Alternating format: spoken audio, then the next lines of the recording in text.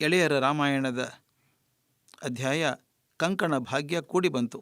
ಉಪ ಅಧ್ಯಾಯ ಸೀತಾಪರಿಣಯ. ಮಿಥಿಲೆಯ ಸುದ್ದಿ ದಶರಥನಿಗೆ ತಲುಪಿತು. ತನ್ನ ಮಗನ ಸಾಹಸ ಕಾರ್ಯಗಳನ್ನು ತಿಳಿದು ದಶರಥನಿಗೆ ಆನಂದ ಉದ್ರೇಕವಾಯಿತು. ಜನಕ ಮಹಾರಾಜನಂಥ ರಾಜರ್ಷಿಗಳ ಸಂಬಂಧ ದೊರಕಿದ್ದು ತನ್ನ ಭಾಗ್ಯ ಎಂದುಕೊಂಡ. ತನ್ನ ಸಂಪೂರ್ಣ ಪರಿವಾರದೊಂದಿಗೆ ಮಿಥಿಲಾಪುರದ ಕಡೆಗೆ ಪ್ರಯಾಣ ಬೆಳೆಸಿದ. ಮಿಥಿಲೆಯ ಮಹಾದ್ವಾರದ ಬಳಿ ಜನಕನು, ಅವನ ಪುರೋಹಿತರು, ಮಂತ್ರಿಗಳು, ಪುರಜನರು ದಶರಥನ ಪರಿವಾರಕ್ಕೆ ಭವ್ಯವಾದ ಸ್ವಾಗತ ನೀಡಿದರು. ಜನಕರಾಜನು ದಶರಥರಾಜನು ಪರಸ್ಪರ ಆಲಿಂಗನ ಮಾಡಿಕೊಂಡು ತಮ್ಮ ಗೆಳೆತನ ವಿಶ್ವಾಸಗಳನ್ನು ವ್ಯಕ್ತಪಡಿಸಿದರು. ಜನಕ ಮಹಾರಾಜನು ಅವರನ್ನೆಲ್ಲ ಅತ್ಯುತ್ತಮ ರೀತಿಯಲ್ಲಿ ಸತ್ಕರಿಸಿದನು. ದಶರಥನ ಕುಲಪುರೋಹಿತರಾದ ವಸಿಷ್ಠರು, ಜನಕನ ಕುಲಪುರೋಹಿತ ಶತಾನಂದರು ಒಟ್ಟಿಗೆ ಕುಳಿತರು. ದಶರಥನು, ಜನಕ ಮಹಾರಾಜನು, ಜನಕರಾಜನ ತಮ್ಮ ಕುಶಧ್ವಜನು ಅವರ ಜೊತೆ ಕೂಡಿದರು. ಅವರೆಲ್ಲರ ಅಪೇಕ್ಷೆಯಂತೆ ವಿಶ್ವಾಮಿತ್ರರು ಅವರೊಡನೆ ಸೇರಿಕೊಂಡರು. ಸೀತೆ ರಾಮರ ಮದುವೆಗೆ ಒಳ್ಳೆಯ ದಿನವನ್ನು ಗೊತ್ತು ಮಾಡಿದರು.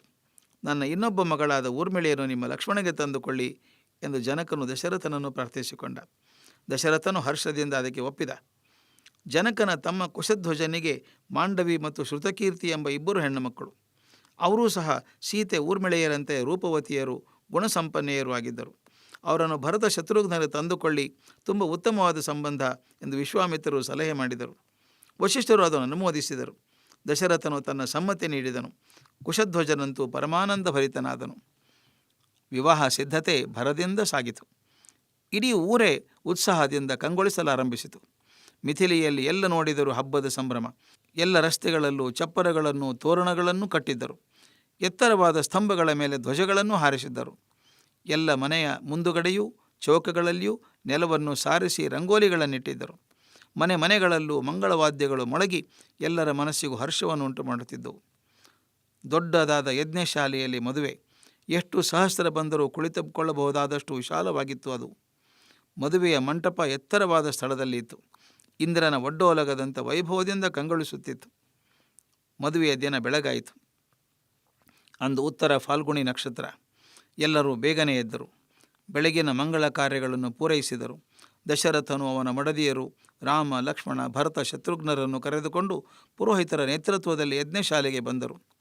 ರಾಮನು, ಅವನ ತಮ್ಮಂದಿರು ಮಂಗಳ ಕಂಕಣಗಳನ್ನು ಧರಿಸಿದ್ದರು. ಅತ್ಯುತ್ತಮವಾದ ಆಭರಣಗಳನ್ನು, ವಸ್ತ್ರಗಳನ್ನು ಧರಿಸಿ ದೇವತೆಗಳಂತೆ ಶೋಭಿಸುತ್ತಿದ್ದರು. ಕಿಕ್ಕಿರಿದು ಸೇರಿದ್ದ ಜನ ಮೈಮರೆತು ಈ 4 ರಾಜಕುಮಾರರನ್ನೇ ದಿಟ್ಟಿಸಿ ನೋಡಿ ಆನಂದಿಸಿದರು. ವಿಶೇಷವಾಗಿ ರಾಮನ ಸುಂದರವಾದ ಮುಖ, ಬಲವಾದ ಮೈಕಟ್ಟು, ಮೋಹಕವಾದ ಮುಗುಳ್ನಗೆ, ಮುಖದಲ್ಲಿದ್ದ ವಿನಯ ಭಾವದಿಂದ ಅವರು ಮುಗ್ಧರಾದರು. ಸುಂದರವಾಗಿ ಅಲಂಕೃತವಾಗಿದ್ದ ವಿವಾಹ ಮಂಟಪದಲ್ಲಿ ಜನಕನ ಮಗಳಾದ ಸೀತೆ, ಊರ್ಮಿಳೆಯರು ಮಂಗಳ ವಸ್ತ್ರಗಳನ್ನು ಧರಿಸಿ ಶೋಭಾಯಮಾನವಾಗಿದ್ದರು.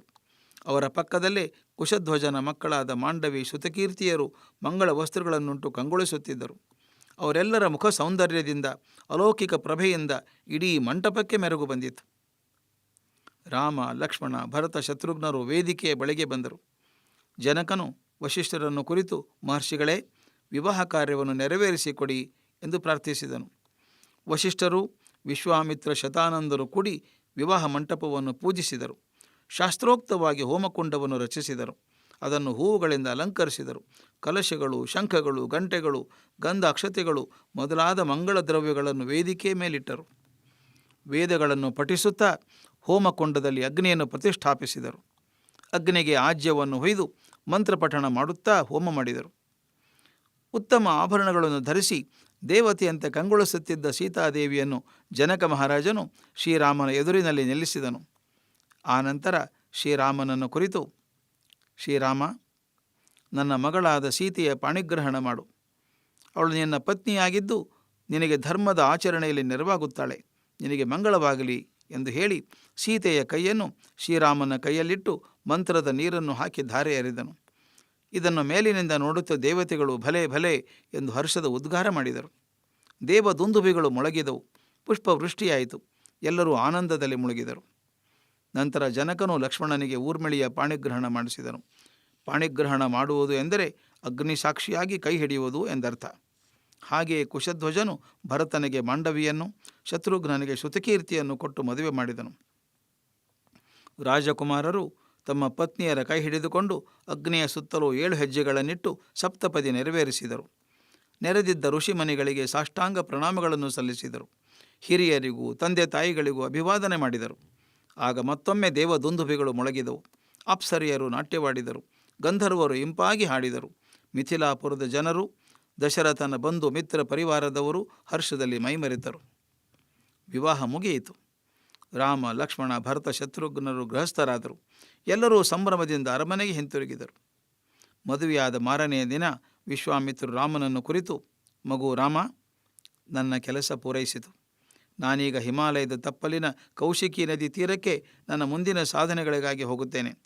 ನೀನು ಮುಂದೆ ಇನ್ನೂ ಅನೇಕ ಮಹತ್ ಕಾರ್ಯಗಳನ್ನು ಸಾಧಿಸಬೇಕಾಗಿದೆ. ಎಷ್ಟೇ ಎಡರು ತೊಡರುಗಳು ಬಂದರೂ, ಕಷ್ಟ ನಷ್ಟಗಳು ಎದುರಾದರೂ ಎದೆಗುಂಡಬೇಡ. ಧರ್ಮ ರಕ್ಷಣೆಯೇ ನಿನ್ನ ಗುರಿಯಾಗಿರಲಿ.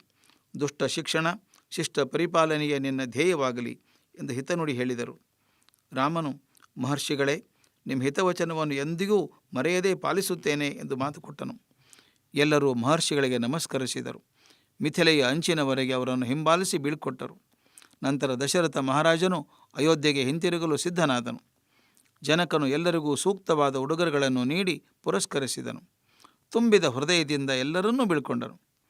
ದಶರಥನು ಮಕ್ಕಳನ್ನು, ಸೊಸೆಯರನ್ನು ಕರೆದುಕೊಂಡು ತನ್ನ ಪರಿವಾರದೊಂದಿಗೆ ಅಯೋಧ್ಯೆಗೆ ಹೊರಟನು.